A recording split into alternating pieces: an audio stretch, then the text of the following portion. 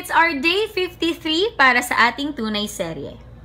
Hi guys! Magandang gabi sa inyo! So, kumusta kayo? Kumusta ang Monday nyo? Nag-exercise ako kanina after kong mag-lunch and super happy ako kasi na-maintain ko na yung diet ko. Hindi na ako masyadong matakaw. Sana matuloy-tuloy pa. Tapos yun, kapag talaga ginusto mo, well, gano'n naman sa lahat naman ng bagay. Pag talagang gusto mo ma-achieve, kailangan talagang pagsumikapan mo, paghirapan mo. Hindi yan instant, na parang instant noodles na bigla-bigla ka na lang papayat, bigla ka na lang si sexy, tapos wala ka namang ginagawa. Para yung everyday regimen natin kailangan natin paghirapan, pagsumikapan para ma-achieve natin yung bagong ganda, bagong pag-asa. Ituloy-tuloy na natin ang bagong ganda, bagong pag-asa. Let's do our Maxi Peel habit.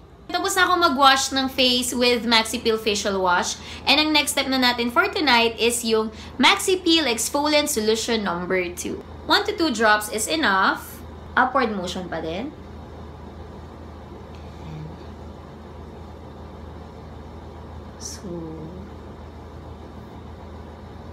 So, yun. And ang next step natin for tonight is yung Maxi Peel Moisturizing Cream. So, apply na tayo.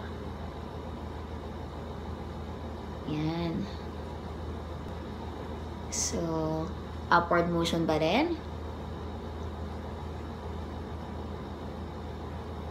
So, yan. Bago ko mag-good night tonight, gusto ko lang pasalamatan si Sian Baman, Shei Misaka, and Tony Boktoy. Ayun, maraming salamat sa messages nyo. And syempre sa support and love. Ayun, good luck sa Maxi Peel journey nyo. Good night, guys! Thank you so much. God bless us. Mwah.